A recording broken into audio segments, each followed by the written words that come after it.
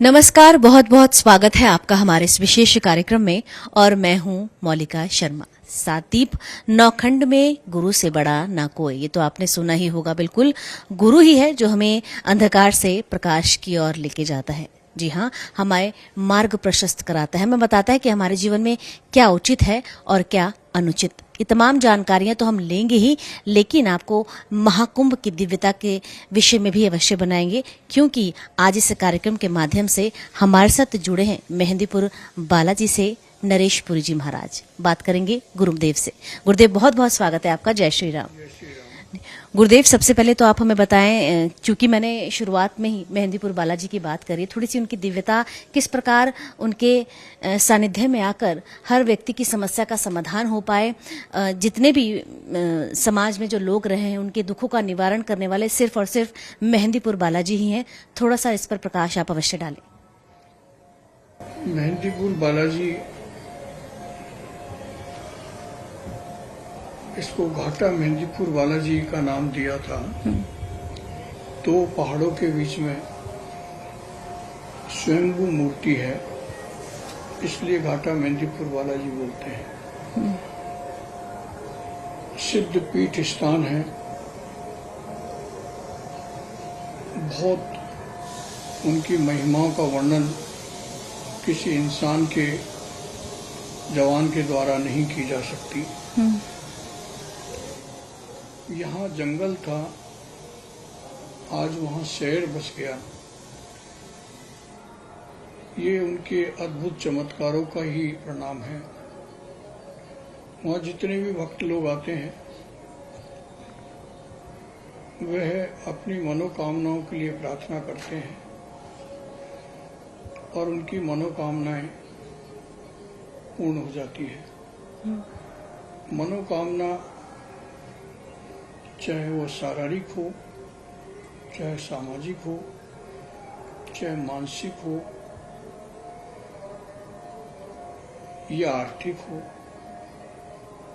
सभी प्रकार की मनोकामनाएं वहाँ पूर्ण होती हैं।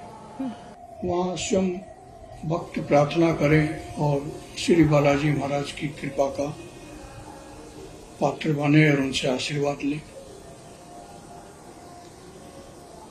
मेहंदीपुर बालाजी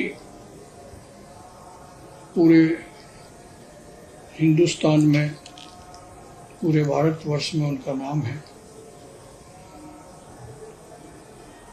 वहाँ के चमत्कार ऐसे भी हैं कि कई बीमारियां इस प्रकार की होती हैं जिनको डॉक्टर मना कर देते हैं और वह लोग वहाँ ठीक हो जाते हैं। ऐसी अद्भुत वहाँ शक्तियाँ विराजमान है। गुरुदेव, महाकुंभ चल रहा है, देवों के देव महादेव और साथ ही साथ बालाजी की कृपा किस प्रकार महाकुंभ में आए भक्तों पर हमेशा रही, तो थोड़ा इस पर भी प्रकाश आप अवश्य डालें। सनातन धर्म में सबसे बड़ा मेला जिसको हम बोलते हैं,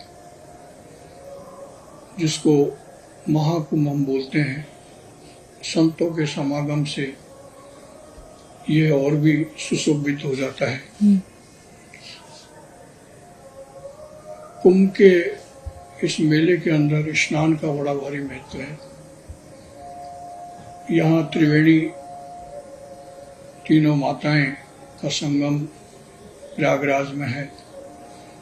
प्रयागराज तीर्थों में सबसे बड़ा तीर्थ है, तीर्थों का राजा इसको माना गया है।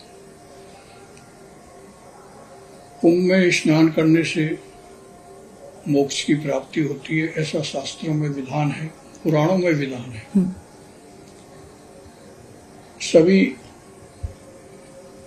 पुरुष स्त्रियां चाहती हैं कि हमारा भी यहाँ मोक्ष हो। भारत में सनातन धर्म का एक प्रमुख केंद्र होने के कारण सनातन धर्म की एकता को देखते हुए यहाँ किसी भी प्रकार का शंकाएं पैदा नहीं होती कि ये प्रमाणित होता है कि भारत में एक सनातन धर्म ऐसा है जो सब लोग भाईचारा के साथ अपने नियम से, संयम से और मर्यादा में रह के अपना भजन, कीर्तन, दान, ध्यान, कल्पवास, स्नान आदि सबका आनंद ले रहे हैं। इससे बड़ा और क्या प्रमाण होगा एकता का। जी, ये हमारे भारत में ही देखने को मिलता है। हमारे देश में भिन्न भिन्न संप्रदाय हैं, लेकिन कुंभ के समय पर सब एक हो जाते हैं। यह एक बहुत आश्चर्यचकित बात है और होना भी चाहिए, क्योंकि सनातन धर्म में सब कुछ समझ जाता है। यह एक बहुत बड़ा समुद्र है जिसमें सारे धर्मों का विलीन होना ये बहुत अच्छी बात होती है। तो हम तो आज भी यही कहेंगे कि सब लोग इस आनंद का लाभ उठाएं, लेकिन मर्यादा में रहते हुए, कानून के तहत रहते हुए सब लोग अपने अपने धर्म पर विश्वास करके और स्नान करें मर्यादा के रहकर, जिससे आम जनता को कोई परेशानी महसूस नहीं हो। गुरुदेव, इसको विचारों का महाकुंभ कहा जा सकता है? विचारों का महाकुंभ समाज के लिए संतों का जो संदेश जाता है, जगह जगह यहाँ कथाएं चल रही हैं, जगह जगह यहाँ संतों के मुखारबिंद से उपदेश चल रहे हैं, उससे समाज को लाभ मिलता है जी, और लेना भी चाहिए, क्योंकि यह समय बार बार नहीं आता। बिल्कुल बिल्कुल। तो जितना भी हो सके इसका लाभ उठाना चाहिए। जी, संतों के दर्शन करें, लेकिन सब कुछ मर्यादा में रह के। जी, जो सरकार का कानून बना हो उस कानून को ध्यान में रखते हुए अपना इस जीवन में लाभ लें। बिल्कुल। यदि आप नियम और संयमों में रहकर कोई कार्य करेंगे तो उसका लाभ आपको ज्यादा मिलेगा है और उसका फल भी मिलता है। हम हमारी शक्तियों को, हमारी ताकत को कहीं एक तरफ उठा के रखते हैं और यहाँ तो संत वाणी सुने, अपने अहंकार को दूर रखें और मैं कौन हूँ ये पहचान सिर्फ प्रभु से ही रखें। गुरुजी, क्या स्वयं को पहचानना इतना सरल है? हाँ, कठिन नहीं है, क्योंकि कभी प्रयास करो पहचान पाओगे कि मैं कौन हूँ, मेरे अंदर कौन है, परमात्मा कौन है। तो इसका अभ्यास करो, किसी गुरु से दीक्षाएं ले और उसका सही मार्ग चुन के आप उस रास्ते पर चलेंगे तो आप अपने आप को जरूर पहचान पाएंगे। जी गुरुदेव, हमने देखा पंडाल में आपके द्वारा भी बहुत सारी सेवाएं दी जा रही हैं, थोड़ा सा इस पर भी प्रकाश आप अवश्य डालें। जो सेवाएं कर रहे हैं वो श्री बालाजी महाराज की प्रेरणा से है। मनुष्य इतना सब कुछ कार्य नहीं कर पाता है जब तक देवी शक्ति की कोई कृपा उस पर नहीं होती। जी, यहाँ पर 108 श्री रामचरितमानस का पाठ चल रहा है, जो लगातार पूरे कुंभ के समय पर रहेगा और 11,000 विष्णु सहस्त्रनाम के पाठ चल रहे हैं। श्रीमद् भागवत का 7 पठन रोज हो रहे हैं। लंगर यहाँ चल रहा है श्री बालाजी महाराज का प्रसाद के रूप में, सुबह शाम दोपहर तीनों टाइम हजारों की तादाद में भक्त लोग प्रसाद प्राप्त कर रहे हैं। 2 जगह यहाँ लंगर चल रहा है। राजस्थान सरकार की तरफ से जो मंडप बना हुआ है वह मंडप भी श्री बालाजी महाराज की तरफ से बना हुआ है। उसमें भी प्रसाद वितरण हो रहा है, तीनों टाइम प्रसाद की वितरण हो रहा है। मेहंदीपुर बालाजी में ट्रस्ट की ओर से शिक्षा के क्षेत्र में प्राइमरी स्कूल से लेके पीजी कॉलेज तक बच्चियों के लिए, गर्ल्स के लिए निःशुल्क शिक्षा प्राप्त हो रही है। संस्कृत कॉलेज भी वहाँ गर्ल्स के लिए हमने खोल रखा है। अभी हम गुरुकुल की स्थापना करने जा रहे हैं उसमें हम आधुनिक तरीके से गुरुकुल को चलाना चाहते हैं, जिससे विद्यार्थियों को रोजी रोटी का साधन मिल सके। संस्कृत में लोग ज़्यादा रुचि नहीं लेते हैं, क्योंकि उनको आगे का भविष्य या उनको उदर पूर्ति का साधन नजर नहीं आता। बिल्कुल। लेकिन हम उसका प्रयास कर रहे हैं कि उनको उदर पूर्ति का साधन मिले और संस्कृत की महिमा बढ़े। जी। हम उस तकनीक को अपनाना चाह रहे हैं। जी। इसी प्रकार से वहाँ सामाजिक कार्य हम ट्रस्ट की ओर से करते रहते हैं, चाहे वो कन्याओं का विवाह हो या किसी गरीब बच्ची का पढ़ाई का खर्चा उठाना हो, या कोई बीमारी से ग्रस्त हो। एक हॉस्पिटल भी वहाँ खुला हुआ है 108 बेड का, तो वह भी निःशुल्क चल रहा है, किसी प्रकार का कोई शुल्क नहीं लिया जाता। जी जी। करीब करीब सभी साधन अपने हॉस्पिटल के द्वारा उपलब्ध करवा रखे हैं। देश में आपदा विपदा किसी भी प्रकार की आती है तो मेहंदीपुर बालाजी का ट्रस्ट जो है वो सबसे आगे रहता है।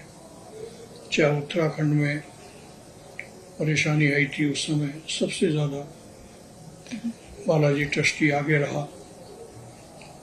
कोरोना काल में भी ट्रस्ट ने सभी जीवों के लिए अन्नदान की व्यवस्थाएं की थी। जी। तो सरकार के साथ मिलकर भी देश में जो भी कोई समस्याएं आती हैं, उसमें मेहंदीपुर बालाजी ट्रस्ट हमेशा पूरा सहयोग देता है। जी जी।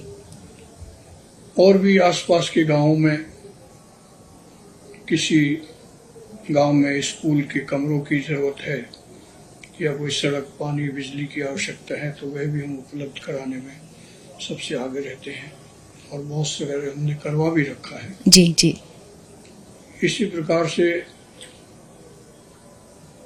सरकार को या वहाँ के पुलिस महकमे को किसी भी आवश्यकता हो, कोई भी चीज की आवश्यकता हो, तो वह भी हम उपलब्ध करवाते हैं।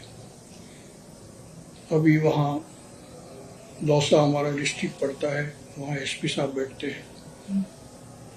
वहाँ पर हमने अभी एक हॉल बनवाया है जिसमें उनको बहुत सख्त जरूरत थी, तो वह भी हमने वहाँ उपलब्ध कराया था। गुरुदेव, एक विशेष बात आपसे जानना चाहूंगी। 144 वर्षों बाद ये अद्भुत संयोग बना है महाकुंभ का, और जो भी भक्त यहाँ पर आ रहे हैं वो महाकुंभ का लाभ कैसे ले, थोड़ा सा इसके विषय में भी आप जरूर बताएं। अभी आपको पूर्व में ही बताया था कि महाकुंभ में स्नान, ध्यान, दान और यज्ञ, ये 4 कर्म यहाँ जरूर करना चाहिए, जिससे उसका पूर्ण लाभ मिल सके। स्नान का तो विशेष लाभ मिलता ही है, लेकिन इसके साथ भी अगर ये 3 कर्म और किए जाएं तो इससे परम आनंद की अनुभूति होती है। जो लोग नहीं आ सकते वो किस प्रकार लाभ ले सकते हैं? वो दर्शन मात्र से लाभ लें। आजकल तो इलेक्ट्रॉनिक साधन बहुत हो गया है, किसी भी प्रकार से उसके दर्शन करें, उसका आनंद लें और ध्यान करके माँ गंगा का, त्रिवेणी का ध्यान करके स्नान करें, और वहाँ घर बैठ के भी अब पूजा पाठ किया जा सकता है, उसका भी उनको लाभ मिलता है। जी, हमारे तमाम दर्शकों को संदेश स्वरूप क्या कुछ विशेष कहेंगे गुरुजी आप? सभी भक्तजनों को, भारतवासियों को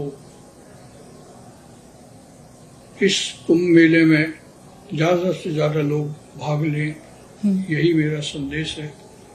लेकिन मर्यादा में रह के, संयम में रह के इसका लाभ लें। जी गुरुदेव, तमाम जानकारियों के लिए बहुत बहुत धन्यवाद। जैसा कि गुरुदेव ने बताया कि यदि आप मर्यादा में रहकर, संयम में रहकर कोई कार्य करेंगे तो उसका लाभ आपको अवश्य मिलेगा। फिलहाल आप देखते रहिए श्रद्धा मैच वन।